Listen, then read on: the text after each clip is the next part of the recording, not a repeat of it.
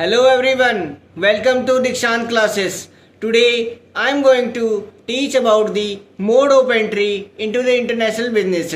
Any business can opt for the different modes of entry into international business based on the size of your business, your expansion strategies, the potential size demand of your chosen international market, the economic and the business environment of the overseas nation, etc. A careful analysis of various factors have been to be done before entering a foreign market in order to choose the most profitable market.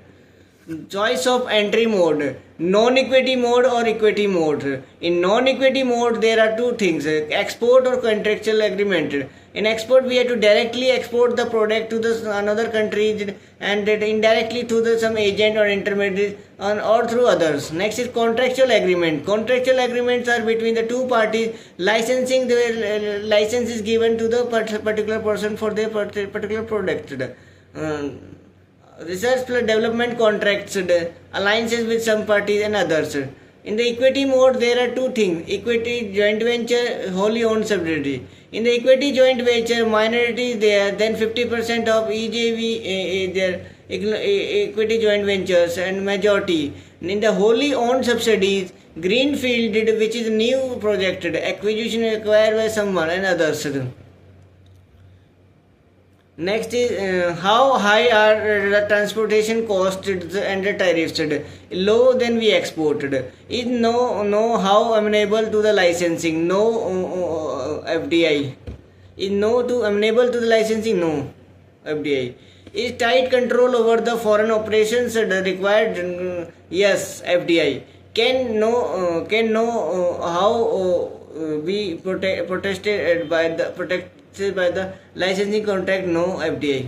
Then license. Then what is we are going through the first we export the product to another country.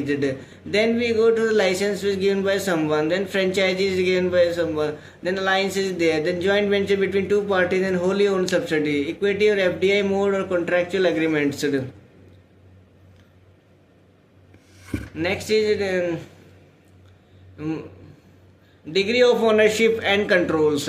First we export the product to another country, then given the license to someone, then franchise is given by someone to some person. It is contractual non-equity based. Then non-equity or equity are strategic alliance between two parties. There is a contractual agreement between the parties that cross shareholding. In the joint ventures it is the foreign direct investment, equity based, and greenfield and acquisition. First stage is internationalization. In internationalizing greenfield where the hierarchical mode is very high. In first stage is internationalization. It includes greenfield, merger or acquisitions. Hierarchical mode. It is a hierarchical mode is very high controls and high risk or low flexibility. High control, high risk and low flexibility. In the intermediate thing, four things are comes: licensing, franchising, contract manufacturing, joint venture. It is a share control, and risk split ownership. Next is externalization. Externalization is a thing with export mode, exporting mode. Low control and risk, high flexibility.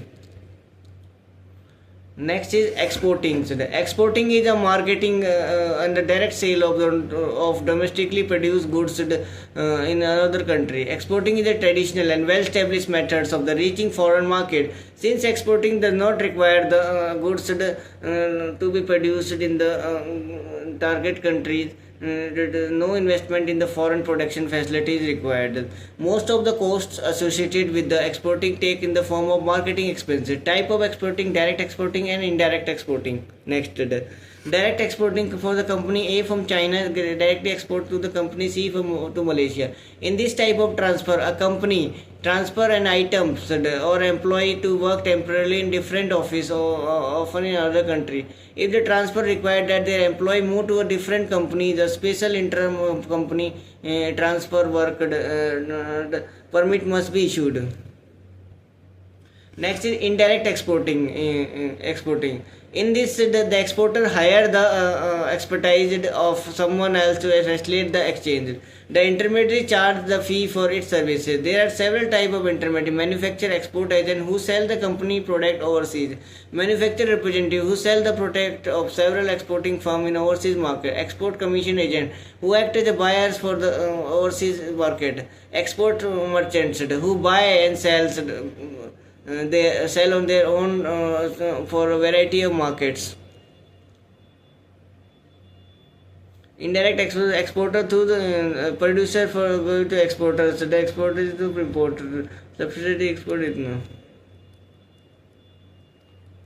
Next is difference between direct exporting and indirect exporting. Export marketing is undertaken directly by the manufacturer. The manufacturer exporter export the goods through intermediary indirect exporting. A manufacturer exporter get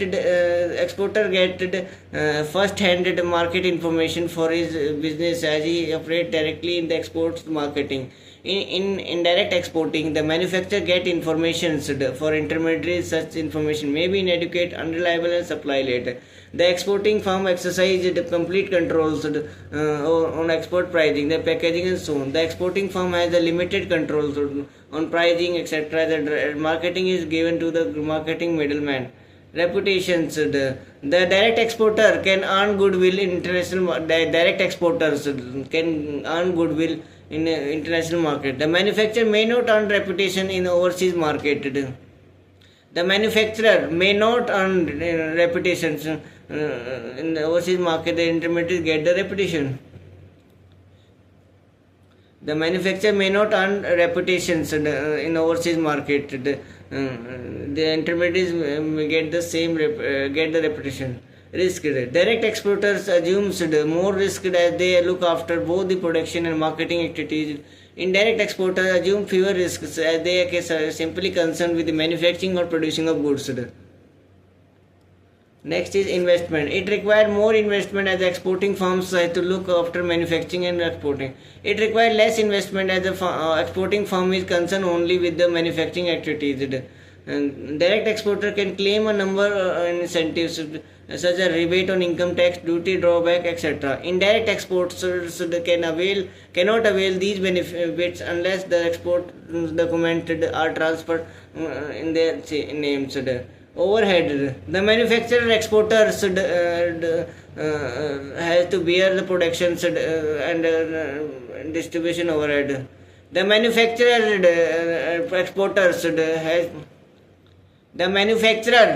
exporters has to bear production and distribution overhead. The manufacturer has to bear only production overhead. Exporter can fetch high prices if sold directly by the manufacturers. Exporter may fetch lower price due to intermediate margins. Specialization. It required concentration in both marketing and production aspects such as lack specialization. In indirect marketing, the manufacturer can specialize in the manufacturing aspect. Suitability. The strategy is suitable for the large business houses having the huge financial and physical resources. The strategy is suitable for small businesses as they may find it difficult to export directly. That's all today's class. If you have any doubt, any query, you can suggest comment in the comment section. I will surely make video. Thank you.